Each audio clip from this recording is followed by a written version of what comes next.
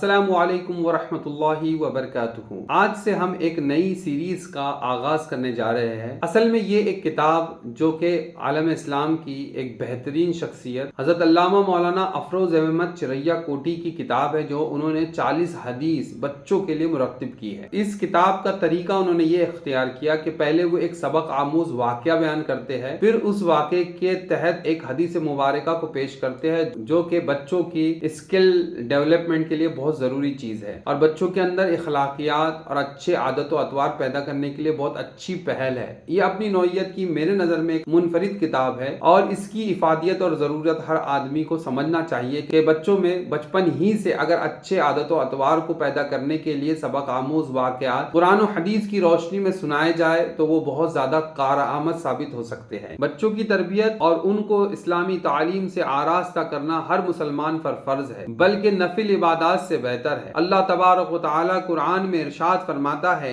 یا ایھا الذین آمنوا قوا انفسکم واہلیکم نارا وقودھا الناس والحجارہ، اے ایمان والو اپنی جانوں اور اپنے گھر والوں کو جہنم کی آگ سے بچاؤ جس کے ایندھن آدمی اور پتھر ہے، اور آدمی کے اہل و عیال میں اس کی اولاد خاص طور پر شامل ہے۔ اس لیے والدین کی ذمہ داری ہے کہ وہ اپنے بچوں کی صحیح تربیت کرے، انہیں دین سے آراستہ کرے، اور اگر ایسا کرنے میں وہ ناکام رہے تو یقین جانیے کہ یہ ان کے لیے بڑے خسارے والی بات ہے کہ وہ دنیا میں بھی رسوائی کا سبب بنیں گی اور آخرت میں بھی۔ مفسر قرآن صدر الافاضل علیہ رحمت و رضوان اس آیت کے تحت ارشاد فرماتے ہیں کہ اللہ تعالیٰ اور اس کے رسول کی فرما برداری اختیار کرنا، عبادت بجا لانا، گناہوں سے باز رہنا، گھر والوں کو نیکی کی دعوت دینا اور اچھے کام کی طرف راغب کرنا، برائیوں سے بچنے کی ممانعت کرتے رہنا اور علم و آداب سکھانا، یہ اس آیت کے تحت ہر فرد کے اوپر فرض ہے۔ حضرت عمر رضی اللہ تعالیٰ نے ارشاد فرماتے ہیں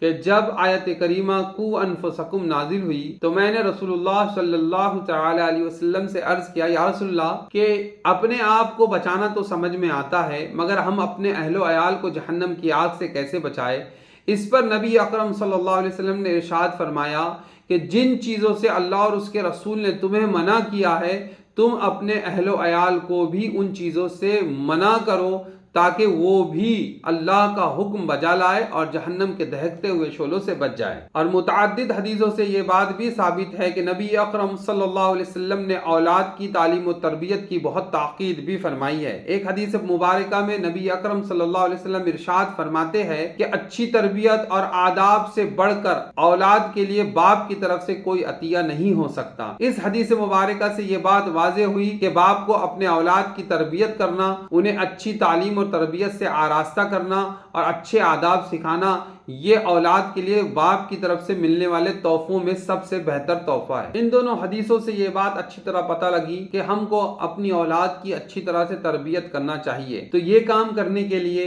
آپ کو بچپن ہی سے ان کے ذہن و فکر کے اندر اسلامی اقدار کو بٹھانا ہوگا، اسلامی آداب کو بیٹھانا ہوگا۔ کہ یاد رکھیے، کوئی بھی بچہ جب پرورش پاتا ہے تو وہ اپنے سراؤنڈنگ سے، اپنے اعتراف سے جو چیز کو پاتا ہے وہی سیکھتا بھی ہے۔ جیسے اس کے اعتراف کا ماحول ہوگا وہ چیزوں کو بھی اسی طرح سے سیکھیں گا۔ اگر گھر کا ماحول اسلامی ہے تو بچہ بھی اسلامی ماحول میں بڑھے گا تو اسلامی تعلیمات کو حاصل کرے گا، لیکن گھر کا ماحول ہی اگر اسلامی نہیں ہے بلکہ گھر کے اندر ماں باپ خود نمازوں کی پابندی نہیں کرتے ہیں، ان کی گفتگو شائستہ نہیں ہے، ارے تورے سے گفتگو کر کے بات کرتے ہیں، تو یقین جانیے جیسی ماں باپ کی گفتگو ہوں گی بچے بھی اسی طرح سے سیکھیں گے، کیونکہ بچوں کا ذہن جو ہوتا ہے وہ کورا ہوتا ہے، وہ اپنے اعتراف سے جن چیزوں کو دیکھتے ہیں اپنی زندگی کے اندر اس کو لاتے ہیں۔ اور یہ ہمارا بہت اچھی طرح سے مشاہدہ اس چیز کو لے کر ہے کہ جن گھروں کے اندر زیادہ جھگڑے ہوتے ہیں ان گھروں کے بچے بھی جھگڑالو نکلتے ہیں، جن گھروں کے اندر ماں باپ گالی گلوچ کرتے ہیں تو وہ بچے بھی آسانی سے گالی گلوچ کو سیکھ لیتے ہیں۔ اور یہ ہمارے مشاہدات میں ہے کہ 3 سال 4 سال کے بچے گالی بکتے ہیں اور ہم کو سمجھ میں یہ نہیں آتا کہ اس نے سیکھا کہاں سے ہے، اصل میں وہ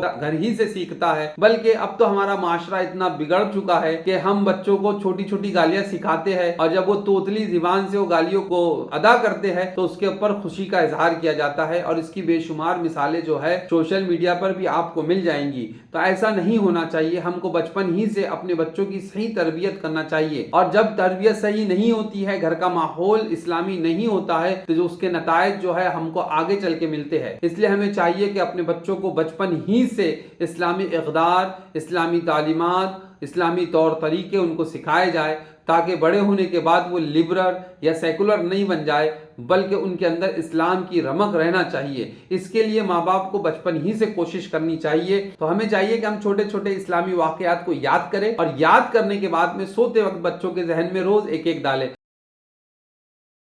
ایک نیک عورت کہیں گاڑی سے جا رہی، راستے میں اسے ایک غریب بچہ جو کہ ننگے پاؤں بڑا تھکا ہوا نظر آیا۔ اس نے گاڑی کے ڈرائیور سے کہا کہ اس بچے کو بھی گاڑی میں بیٹھا لو، اس کا کرایہ میں ادا کر دوں۔ پھر 20 سال بعد ایک بوڑھی عورت اسی راستے پر جا رہی تھی تو ایک نوجوان شخص جو کہ گاڑی سے تھا اس نے کہا کہ اس بوڑھی عورت کو گاڑی میں بیٹھا لو اور اس کا کرایہ میں دوں گا۔ اس شخص نے اس بوڑھی عورت کو اس کی منزل پہ جب ڈراپ کیا تو اس بوڑھی عورت نے کہا کہ میرے پاس کرایہ دینے کے لیے کچھ نہیں ہے۔ اس شخص نے کہا اے بوڑھی اماں، آپ کو کرایہ دینے کی کوئی ضرورت نہیں ہے، بلکہ میں جب بھی کسی بوڑھی عورت کو اس طرح راستے پہ چلتے ہوئے دیکھتا ہوں تو اس کی مدد کر دیتا ہوں، کیونکہ آج سے 20 سال پہلے جب میں ایک چھوٹا سا غریب بچہ تھا تو میرے ساتھ ایک عورت نے ایسا ہی کچھ معاملہ کیا تھا، اور آج میں 20 سال کے بعد ایک نوجوان ہوں اور کافی پیسہ کما کر ودیش سے واپس اپنے گھر تشریف لے جا رہا ہوں، اب زندگی آرام سے گزاروں گا۔ اس بوڑھی عورت نے کہا